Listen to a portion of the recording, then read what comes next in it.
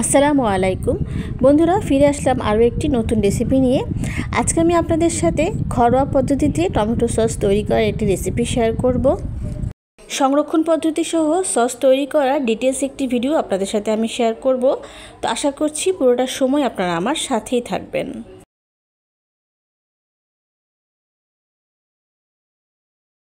Sauce তৈরি করার জন্য আমি এখানে 1.5 কেজি পাকা টমেটো নিয়েছি। এই টমেটোগুলো দিয়ে আজকে আমি সস তৈরি করব। তার জন্য আমি টমেটোগুলোকে আগেই ভালোভাবে ধুয়ে পরিষ্কার করে নিয়েছি। এবারে আমি টমেটোগুলোকে সামান্য চিড়ে নিব। টমেটোগুলোকে কিভাবে চিড়ে নিচ্ছি সেটা আমি আপনাদেরকে একটু দেখিয়ে দিচ্ছি। টমেটোর উল্টো পিঠে এরকম একটি ছুরির সাহায্যে যোগ চিহ্নের মতো করে কেটে নিব। তো একটা টমেটো আমি আপনাদেরকে কেটে দেখিয়ে দিলাম। এইভাবে আমি বাকি টমেটোগুলোকেও কেটে নিব। তো এখানে দেখুন আমি সবগুলো টমেটোকে এইভাবে চিড়ে নিয়েছি। এইভাবে চিড়ে নেওয়ার ফলে টমেটোগুলো সেদ্ধ হতে যেমনি কম সময় লাগবে, তেমনি খুব ভালোভাবে টমেটোগুলো সেদ্ধ হয়ে যাবে আর খোসাটাও খুব সহজেই ছাড়ানো হয়ে যাবে। তো এখন আমি টমেটোগুলোকে সেদ্ধ করে নিব। তার জন্য পরবর্তী প্রসেসে চলে যাচ্ছি। টমেটোগুলোকে সেদ্ধ করার জন্য একটু বড় ধরনের হাঁড়ি লাগবে। তো আমি একটি বড় হাঁড়ির মধ্যে কেটে রাখা টমেটোগুলোকে দিয়ে দিচ্ছি। এরপরে আমাদের লাগছে রসুন। আমি এখানে বড় সাইজের 2টি রসুন নিয়েছি আর রসুনের খোসাগুলোকে ভালোভাবে ছাড়িয়ে নিয়েছি। এরপরে আমাদের লাগছে শুকনো মরিচ। আমি এখানে 7-8টি শুকনো মরিচ নিয়েছি। তবে কাঁচা মরিচ পেকে লাল হয়ে গেছে, এই টাইপের মরিচও চাইলে আপনারা ব্যবহার করতে পারেন। তো আমার কাছে যেহেতু কাঁচা মরিচটা নেই, তাই আমি শুকনো মরিচটাই ব্যবহার করছি। তার আগে মরিচের বোটাটাকে ছাড়িয়ে নিব। এতে করে টমেটো যখন সেদ্ধ করব, মরিচটাও খুব ভালোভাবে সেদ্ধ হবে আর ব্লেন্ড করার পরে কালারটাও খুব ভালো আসবে। এরপরে আমি এখানে টেস্ট অনুযায়ী লবণ দিয়ে দিচ্ছি। তো আমি এখানে 2 চা চামচ লবণ দিচ্ছি। আপনারা আপনাদের টেস্ট অনুযায়ী এখানে লবণটা দিয়ে দিবেন। টমেটোগুলোকে সেদ্ধ করার জন্য আমি এখন এখানে পানি দিয়ে দিচ্ছি। তো প্রথমে আমি 1 কাপ পানি দিয়েছি, পরবর্তীতে আরও 1 কাপ পানি দিয়ে দিচ্ছি। এরপর আমি আরও 2 কাপ পানি দিয়ে দিচ্ছি। তো টোটাল এখানে আমার প্রায় 1 লিটারের মতো পানি লাগছে। আর আমি এখানে নর্মাল পানি ব্যবহার করছি আর এই পানিটা দিয়ে আমি টমেটোগুলোকে সেদ্ধ করে নিব। এবারে এই সব কিছুকে একটু ভালোভাবে নেড়ে মিশিয়ে নিব। মিশিয়ে নেওয়া হয়ে গেলে আমরা টমেটোগুলোকে চুলায় বসিয়ে দেব। তো হাঁড়ি সহ টমেটোগুলোকে চুলায় বসিয়ে দিয়েছি। এবারে ঢাকনা দিয়ে ঢেকে মিডিয়াম আঁচে 10 থেকে 15 মিনিট জাল করে নেব। ফিরে আসলাম 10 মিনিট পর। এবারে ঢাকনাটা তুলে টমেটোগুলোকে হালকা হাতে নেড়ে দিতে হবে। এরপরে আবারও ঢাকনা দিয়ে ঢেকে 5 মিনিটের মতো আমরা টমেটোগুলোকে সেদ্ধ করে নেব। ফিরে আসলাম 15 মিনিট পর। তো দেখুন টমেটোগুলো খুব ভালোভাবে সেদ্ধ হয়েছে আর খোসাটাও নিজে থেকে আলাদা হয়ে যাচ্ছে। এবার আমি এটাকে আলাদা একটি পাত্রে ঢেলে নিয়ে সম্পূর্ণভাবেই ঠান্ডা করে নিচ্ছি। টমেটোগুলোকে সম্পূর্ণভাবে ঠান্ডা করে নেওয়ার পর এখন আমি হাত দিয়ে খোসাটাকে ছাড়িয়ে নেব।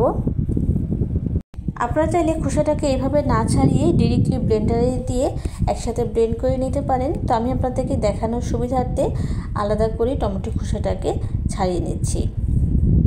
এইভাবে খোসাটাকে ছাড়িয়ে নিলে কি হয়, ব্লেন্ড করার পরে যেমন স্মুথ একটি টমেটোর পেস্ট তৈরি হয় আর বারবার ছেঁকে নেওয়ার সেই ঝামেলাটাও থাকে না। তো এইভাবে আমি হাত দিয়ে টমেটোগুলোর খোসা ছাড়িয়ে নিচ্ছি। তো এখানে আমি সবগুলো টমেটোর খোসা ছাড়িয়ে নিয়েছি। শুকনো মরিচ আর রসুনগুলোকে দেখুন খুব ভালোভাবে সেদ্ধ হয়েছে। টমেটোগুলোকে তুলে নেওয়ার পর যে এক্সট্রা পানিটা ছিল এটাকে কিন্তু ফেলে দিব না। সস বানানোর সময় এটাকেও আমরা ব্যবহার করব। তো টমেটোর যে পিউরিগুলো নিয়েছিলাম সেগুলোকে আমি ব্লেন্ডারের মধ্যে দিয়ে ব্লেন্ড করে দিচ্ছি। টমেটোটাকে আরও ভালোভাবে ব্লেন্ড করার জন্য আমি এর মধ্যে টমেটো থেকে যে পানিটা বেরিয়েছিল সেটিকে দিয়ে টমেটোটাকে আরও ভালোভাবে ব্লেন্ড করে নিচ্ছি। কোনো প্রকারের ফুড কালার ব্যবহার করা ছাড়াই দেখুন অরিজিনালি এই কালারটা কতটা পারফেক্ট এসেছে। এখন আমরা রেসিপি লাস্ট স্টেপে চলে এসেছি। তার জন্য আমি একটি হাঁড়িতে 1 কাপ পানি দিয়েছি, তারপর আরেকটু পানি দিয়ে দিচ্ছি। টোটাল আমি এখানে 1 কাপ পানি ব্যবহার করেছি। চিনি দিয়ে দিচ্ছি 1/2 কাপ। এরপর আমি আরও সামান্য পরিমাণ চিনি দিয়ে দিচ্ছি। চিনিটা অবশ্যই আপনাদের টেস্ট অনুযায়ী দিয়ে দিবেন। টোটাল আমি এখানে 1 কাপের মতো চিনি দিয়েছি। এরপর কিছু গরম মশলা দিচ্ছি, যেমন তেজপাতা, দারুচিনি। এবারে নেড়ে চিনিটাকে ভালোভাবে গলিয়ে নিব। কালো গোলমরিচের গুঁড়া দিচ্ছি হাফ চা চামচ, সাদা গোলমরিচ গুঁড়া দিচ্ছি হাফ চা চামচ। সব উপকরণকে আবারও ভালোভাবে মিশিয়ে নেওয়ার পর চিনিটাকে ক্যারামেল হওয়া পর্যন্ত অপেক্ষা করব। দেখুন পানিটা একেবারে শুকিয়ে গেছে আর চিনিটাও ক্যারামেলের মতো হয়ে গেছে। এবারে আমি এর মধ্যে দিয়ে দিচ্ছি ভিনেগার। আমি এখানে সাদা ভিনেগার দিচ্ছি 1/3 কাপ। ভিনেগারটা দেওয়ার পর চিনিটাকে খুব দ্রুত নেড়ে মিশিয়ে নিতে হবে। এরপরে আমি এর মধ্যে আলাদা করে যে টমেটোর পানিটা রেখেছিলাম সেটিকে একটি ছাঁকনি দিয়ে ছেঁকে এর মধ্যে দিয়ে দিচ্ছি। ছাঁকার পর যে ওয়েস্টেজটা বের হয়েছে এটা সসে ব্যবহার করা যাবে না, তাই আমরা এটাকে ফেলে দিব। এখন এর মধ্যে দিয়ে দিচ্ছি শুকনো মরিচের গুঁড়া 1 টেবিল চামচ, কাশ্মীরি মরিচের গুঁড়া দিচ্ছি 1 চিমটি, লবণ দিয়ে দিচ্ছি হাফ চা চামচ অথবা স্বাদ মতো। এখন এই সব উপকরণকে ভালোভাবে মিশিয়ে নেব। টমেটোর পানিটাকে সব মশলা দিয়ে কিছুক্ষণ জাল করার পর আমি এর মধ্যে ব্লেন্ডারে টমেটোর যে পেস্টটা তৈরি করেছিলাম সেটি দিয়ে দিয়েছি। এখন এই সব উপকরণকে ভালোভাবে নেড়ে মিশিয়ে নেব। আর আমাদের সসটা তৈরি করতে কিন্তু আর বিশেষ কোনো মশলা লাগছে না, তো আমরা এটাকে জাল দিয়ে একটু ঘন করে নেব। সসটাকে জাল দেওয়ার সময় চারিদিকে ফেনার মতো যে অংশগুলো বের হবে ওগুলোকে চামচ দিয়ে ছেঁকে ফেলে দিতে হবে, নয়তো সসের কালারটা নষ্ট হয়ে যেতে পারে। সসের কনসিস্টেন্সিটা দেখুন অনেকটাই ঘন আছে। তো এখন আমি এর মধ্যে দিয়ে দিব কর্নফ্লাওয়ার। আমাদের সসটা যেহেতু অনেকটাই ঘন আছে তাই আমি 1 টেবিল চামচ কর্নফ্লাওয়ারকে নরমাল পানিতে গুলিয়ে নিয়ে সসের মধ্যে দিয়ে দিচ্ছি। সস তৈরি করার জন্য সব উপকরণ দেওয়া হয়ে গেছে। এবার এটাকে ভালোভাবে নেড়ে মিডিয়াম টু লো হিটে 5 থেকে 10 মিনিট জাল দিয়ে নিতে হবে। একই রকমভাবে আবারও যখন ফেনার মতো অংশগুলো উঠবে তখনই আমরা এটাকে ছেঁকে তুলে নেব। তো দেখুন আমাদের সসটা কিন্তু তৈরি হয়ে গেছে। এবার আমি এটাকে চুলা থেকে নামিয়ে নিয়ে ঠান্ডা করে নিচ্ছি। তো এখানে দেখুন আমি সসটাকে সম্পূর্ণরূপেই ঠান্ডা করে নিয়েছি। এবার এটাকে সংরক্ষণের পালা। তো এখন সসটাকে আমি কিভাবে সংরক্ষণ করব সেটি আপনাদের সাথে শেয়ার করছি। তো প্রথমে ঠান্ডা করে নেওয়া সসটাকে একটি বাটিতে ঢেলে নিচ্ছি। তো এখন আমি আপনাদেরকে সসটা একটু কাছে থেকে দেখিয়ে দিচ্ছি। দেখুন, দেখে মনেই হচ্ছে না যে এটি ঘরে বানানো, একেবারে দোকানের মতো পারফেক্ট টমেটো সস তৈরি হয়েছে। এবারে এর মধ্যে থেকে গরম মশলাগুলোকে তুলে নিব। গরম মশলাগুলোকে যেহেতু ফ্লেভারের জন্য ব্যবহার করা হয়েছে সস তৈরির পর, আর এই গরম মশলাগুলোর কোনো প্রয়োজন নেই, তাই আমি এগুলোকে এক এক করে তুলে নিচ্ছি। আপনারা চাইলে এই পর্যায়ে সসটাকে ছেঁকে নিতে পারেন। তো আমি যেহেতু বাসার জন্য তৈরি করছি তাই আমি সসটাকে না ছেঁকে ব্যবহার করছি। তবে এটা সম্পূর্ণ আপনাদের পছন্দের উপর নির্ভর করছে, চাইলে আপনারা ছেঁকেও সংরক্ষণ করতে পারেন। সবচেয়ে ভালো হয় সসটাকে যত বেশি সময় ধরে ঠান্ডা করা যাবে তত বেশি সসটা ভালো থাকবে। তো আপনারা চাইলে 8 থেকে 10 ঘন্টা নর্মাল ফ্রিজে রেখে ঠান্ডা করে নিতে পারেন। তো আমি সেটা করলাম না, আমি সরাসরি আপনাদেরকে যে পাত্রে সংরক্ষণ করব সেটি আপনাদেরকে একবার দেখিয়ে দিচ্ছি। সংরক্ষণ করার জন্য আমি এরকম একটি কাচের বোতল নিয়েছি। বোতলটাকে আমি ভালোভাবে ধুয়ে পরিষ্কার করে নিয়েছি। তারপর ফুটন্ত গরম পানিতে ঢাকনা সহ 30 মিনিটের জন্য ফুটিয়ে নিয়েছি। এরপরে বোতলটাকে গরম পানি থেকে তুলে নিয়ে নর্মাল টেম্পারেচারে ঠান্ডা করে নিয়েছি। তবে কোনোভাবেই কিন্তু এটাকে নর্মাল পানি দিয়ে ধোয়া যাবে না, অবশ্যই বোতলটাকে শুকনো রাখতে হবে।